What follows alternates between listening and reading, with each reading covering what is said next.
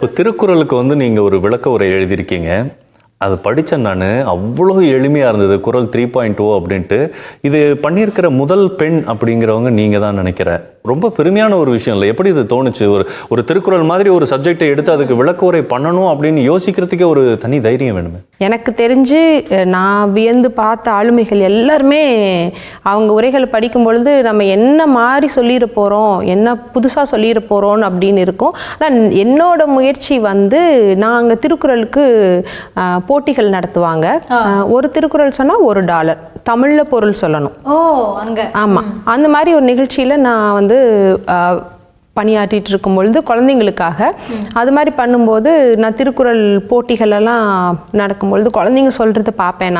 நானுமே படிச்சுட்டு நானுமே 1330 திருக்குறளும் ஒப்புவிச்சேன் நான்.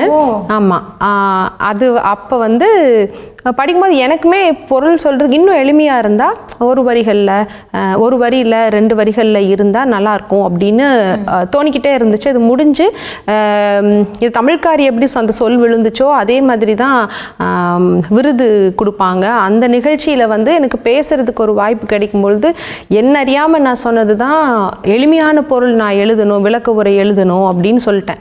அது வந்து ரொம்ப நாள் கழித்து திருக்குறளுக்கு பொருள் எழுதணும் அப்படின்னு வரும்போது என்ன புதுசாக பண்ணிட முடியும், நீங்கள் சொன்ன மாதிரி எளிமையாக கொடுக்கணுன்னா சொற்கள் எல்லாம் கொஞ்சம் எளிமையாக இருக்கணும். ஏன்னா அவங்க எழுதின காலகட்டம் வேற, நம்ம எழுதுகிற காலகட்டம் வேற.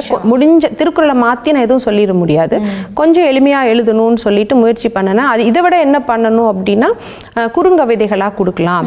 சில நீங்கள் காமத்துப்பாலுக்குள்ளெல்லாம் போகும்பொழுது ரொம்ப சிம்பிளாக ரொம்ப எளிமையாக குறைந்த சொற்களை வச்சு என்னால் கொடுக்க முடிஞ்சுது. பட் இது பண்ணணும்னு ஆரம்பிக்கும் போது இதுக்கு முன்னாடி எழுதியிருந்த உரைகள் எல்லாம் படிச்சிங்களே? ஏன்னா கலைஞரே எழுதியிருக்கிறாரு. ஆமாம், எல்லாத்தையும் விட எனக்கு கலைஞர் வந்து குறளோவியம் அந்த புத்தகம்லாம் வச்சுக்கிட்டே கையில் வச்சுக்கிட்டே இருந்த காலமெல்லாம் உண்டு.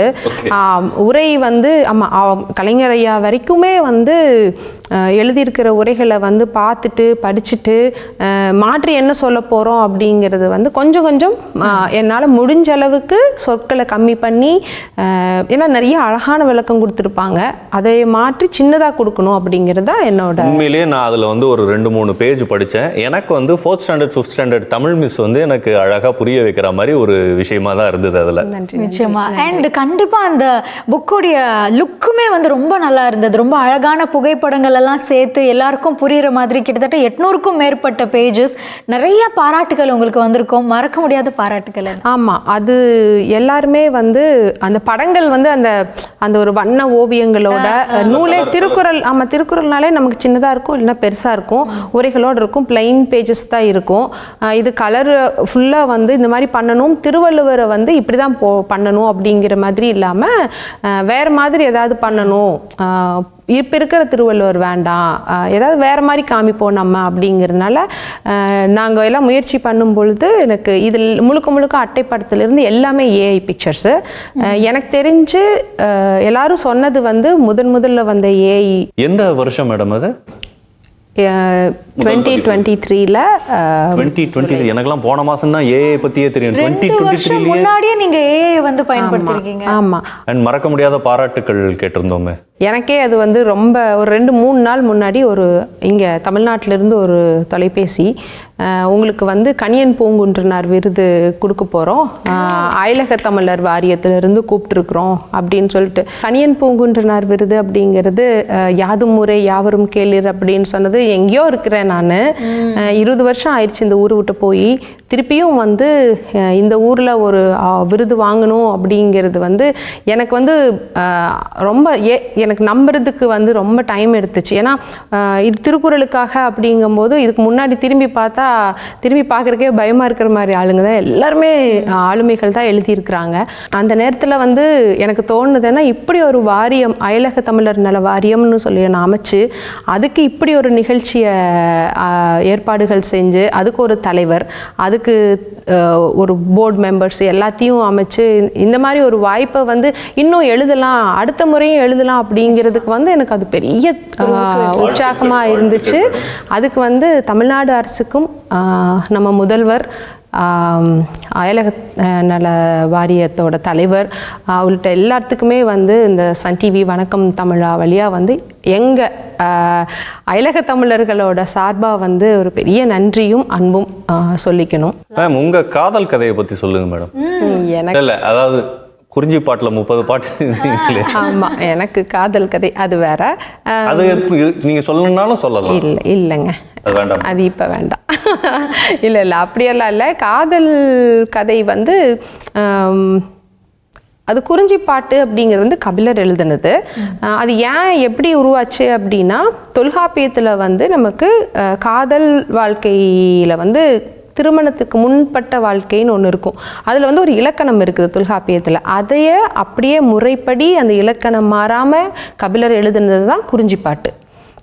தலைவன் எங்கே பேசணும், தலைவி எங்கே பேசணும், எங்கே அம்மா எங்கே பேசணும், செவிலித்தாய் எங்கே, இந்த மாதிரி எல்லாம் ஒரு இலக்கணம் இருக்குது. அதை வச்சு எழுதி மற்ற வேற நாட்டினர் வந்து பார்க்கும்பொழுது எங்களுக்கு இப்படி ஒரு பண்பாடு இருக்குது, எங்கள் காதல் வாழ்க்கையில் கூட ஒரு இலக்கணம் இருக்குது அப்படின்னு சொல்கிறதுக்காக எழுதுனது.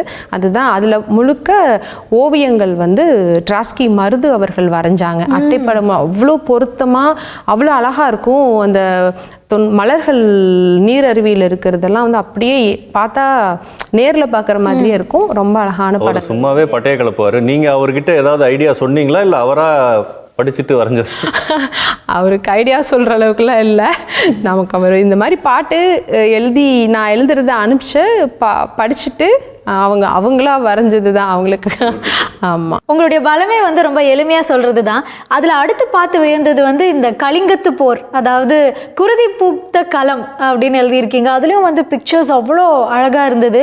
அண்ட் சொற்களுமே வந்து ரொம்ப புரிகிற மாதிரி இருந்தது. அதுக்கு பின்னாடி என்ன நடந்தது? அது வந்து கலிங்கத்து பரணியுமே வந்து படிக்கிறதுக்கு வந்து ஒரு பெரிய நேரம் ஒதுக்கி அது ரொம்ப விளக்க உரையோடு படிக்கணும். அதுக்கு போகிறதுக்கு ஆசைப்படுறவங்க நிறைய பேர் இருப்பாங்க. அதுக்கு முன்னாடி இந்த நூல் பார்த்தாங்கன்னா இன்னும் அவங்களுக்கு ஒரு ஆர்வமும் உற்சாகமும் வரும். நம்ம இது படிக்கலாம் அப்படின்னு சொல்லிட்டு அது வந்து நம்ம வெறும் எழுத்துக்களாக கொடுக்கும் பொழுது எல்லாத்துக்குமே அந்த படிக்கிறதுக்கான ஒரு ஆர்வத்தை தூண்டணும் அப்படிங்கிறது மட்டும்தான் அந்த படங்களோட நோக்கம். ஏதோ குருதிபூத்த களம் அப்படின்னு பேர் வச்சதே அது ரத்த போர்க்கள காட்சிகள்ல இருந்து அது எடுத்தது தான். அது வந்து பரண் மேலே உட்காந்து பார்த்து நேரில் பார்த்து எழுதுனது தான் கலிங்கத்து பரணி அப்படிங்கிறது. மேடம், இப்போது நீங்கள் இப்போ சொல்லும்போது இப்போ குருதிபூத்த களம் அப்படிங்கிற ஒரு புக்கை பற்றி சொல்கிறீங்க. இது வந்து ஃபுல் அண்ட் ஃபுல் ஒரு போர் அந்த மாதிரி கொஞ்சம் புரட்சிகரமாக இருக்குது. கட் பண்ணால் இந்த சைடு வந்து என் காதல் சொல்ல, அப்புறம் பூக்கள் பூக்கும் தருணம், எல்லாமே பாட்டு லைனாக வேற இருக்கு. அப்புறம் குறுங்கவிதைகள், இந்த மாதிரி மென்மையாகவும் போறீங்க. அந்த ஜான்ரா அப்படிங்கிறது வந்து இப்போ ஒன்று இப்படி இல்லை இப்படி இருக்கணும், பட் ரெண்டுமே கலந்து இருக்கு. எப்படி அது? ஆமாம், எல்லாமே வந்து உணர்வுகள் தானே. காதல் மட்டுமே சொல்லிட்டு இருக்கும் பொழுது வேற ஏதாவது பண்ணலாம். போர் மீது காதல் அந்த மாதிரி கவிதை. ஆமாம்.